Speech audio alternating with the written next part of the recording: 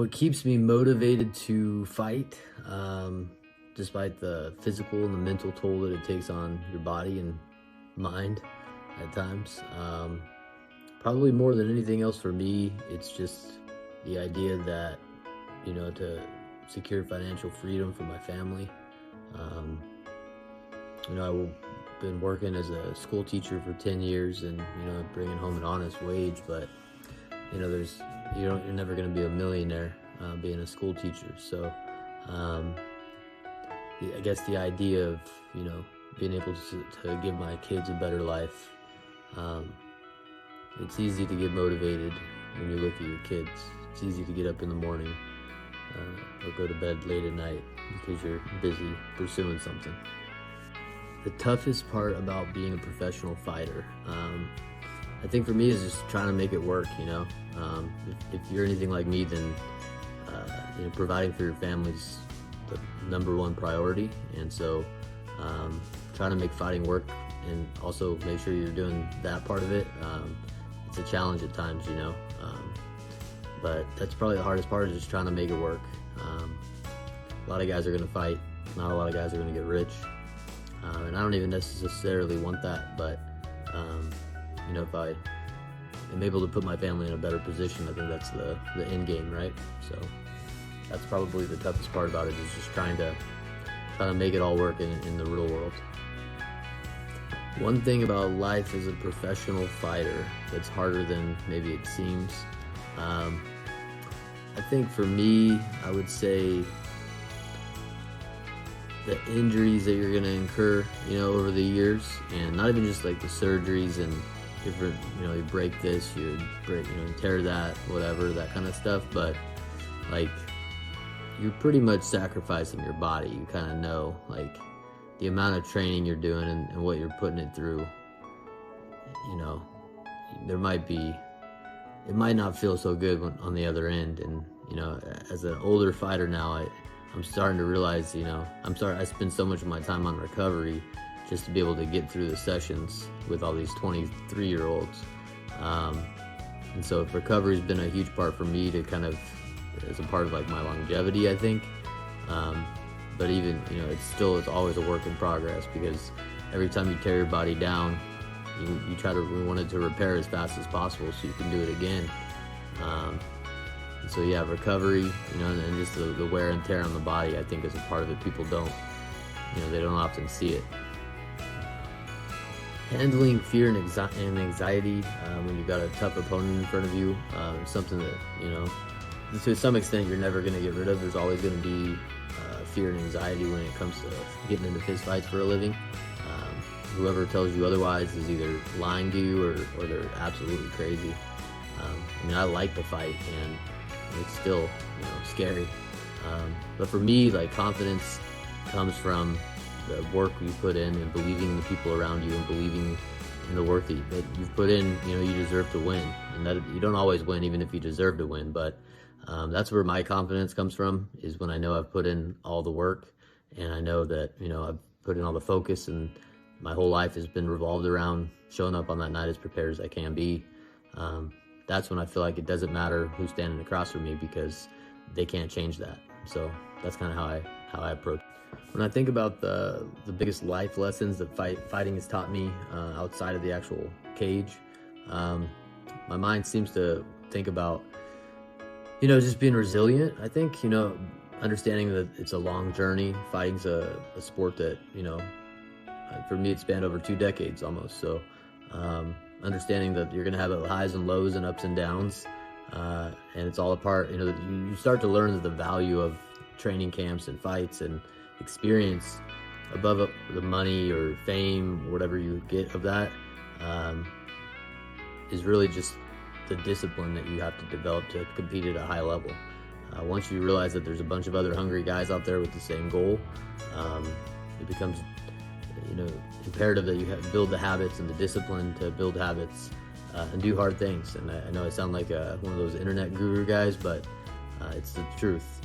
Getting up when you don't want to get up, putting into focus for training camps that needs to be put in, and that's the value of the sport, and that's the lesson that you hopefully can apply to other avenues of your life.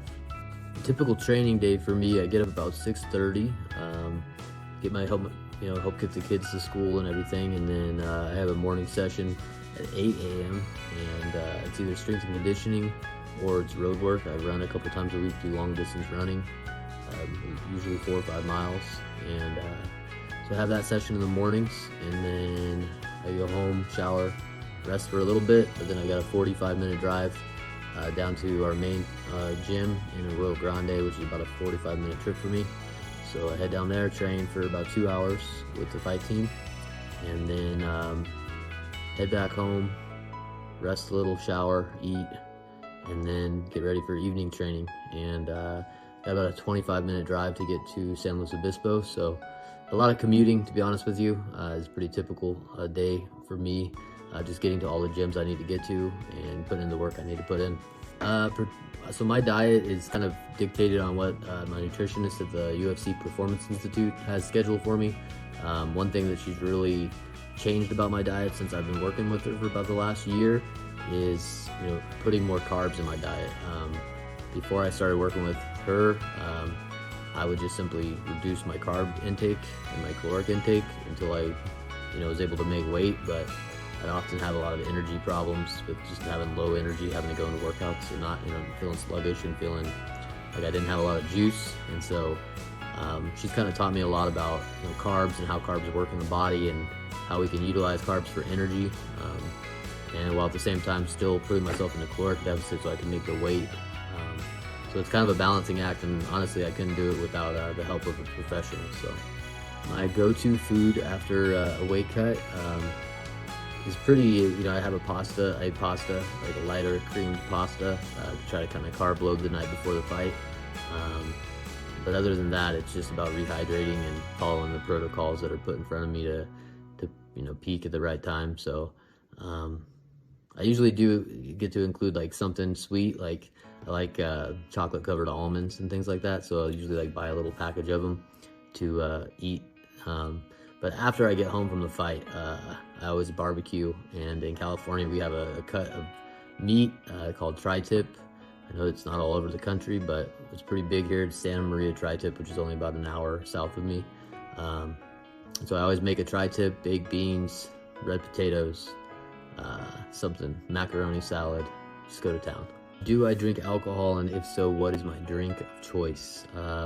So I definitely drank a lot of alcohol when I was younger. Had a lot of regrets as a college wrestler because I was more interested in partying than I was taking wrestling serious. And so as a competitor, when it was all said and done, I think that's kind of what drove me to fighting originally was, I knew I had more to give than I gave. And so my relationship with alcohol has changed a lot over the years, and I'm just getting older. I try to like put down some beers, and I'm like, dude, my stomach hurts after like 3. And I live in wine country, so my wife drinks wine, so sometimes I drink wine with her. I don't drink it all during training camps at all. And so yeah, I'm always in a training camp, it seems like. So I definitely miss a lot of wedding celebrations and things like that, but it's one of the things you sacrifice to hopefully make it all worth it. What do you think of Dana White? What's your personal opinion? Dana White has brought this company from the ashes essentially and turned it into a global superpower. So there's no denying his place in the history of the sport and what he's been able to accomplish. With that said, I think a fighter and a promoter are always going to be at odds to some degree because we have conflicting interests. We want to make as fighters want to make as much money as possible. A promoter wants to pay the least as possible. So that's always going to exist in the fight game. What is one thing about the UFC that I would want to see changed? Fighters, we always want to make more money, and as the company grows, it'd be nice to see fighter pay increase with those profits. So I think that's just inherent in us all. We all want to make more money.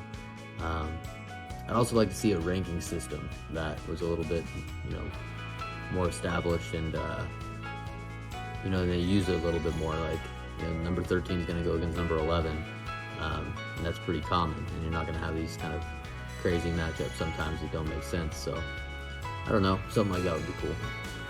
What is the weirdest superstition that I have that people don't know about? I guess my only real superstition for the most part in fighting is if I lose a fight, I'll never walk out to that song again. And for me, it's just the song is associated with loss at that point. And what I kind of try to do is I'll like, if I find a song I really like and I want to do my walkout song, I try to say to myself, like, how long can I go with this song? Like, how many wins, you know? Can I go on a 5-5 win streak, a 7-5 win streak, whatever the case may be. So, yeah, I guess that's a superstition I have, is I just can't ever come out to that song again, which sucks sometimes because you find one you really like, but I guess that's why you're not supposed to lose fights. Are there any music genres or specific songs that I listen to during training? I have a playlist, like my training playlist, and I only have about 30 songs on it, so I try to keep it to where, you know, it's not huge. And I got a wide variety of stuff on there, everything from like gangster West Coast rap from the 90s, all the way to like, you know, like traditional country music, like old school country, outlaw kind of country, and then some other stuff in between too. So just stuff that catches my eye, or my ear, I guess I should say. And so yeah, I've got a nice little playlist that I'm always working out to, pretty much. Do I have a hobby that people wouldn't expect, or an interest? I mean, I'm a history guy, so anything in the political science realm, history, economics, politics, and we kind of pride ourselves in really interested in. A bunch of little sleepy beach but as far as like a hobby, I would say pretty much t-shirts, one hobby that flip-flops I don't know about is I play chess. And then ever since the Ultimate Fighter, one of the only things we had on the show was a chess board. Usually just wearing sweats and maybe some jeans and a sweater. I used to play chess as a kid, and I kind of stopped playing. I didn't have anybody to play with, and then after the show, because I played a lot on the show, picked up chess.com, the app, not my and I play that by any means. Pretty much every day. What are some of your favorite brands outside of the octagon that you like? It's a lot of fun. What are some of your favorite brands outside of the octagon that you like? For me, I live in the Central Coast of California.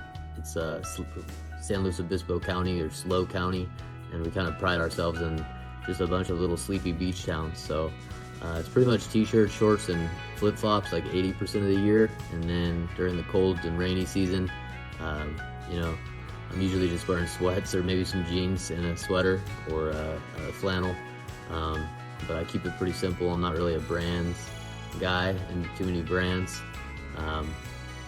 That's not my expertise by any means.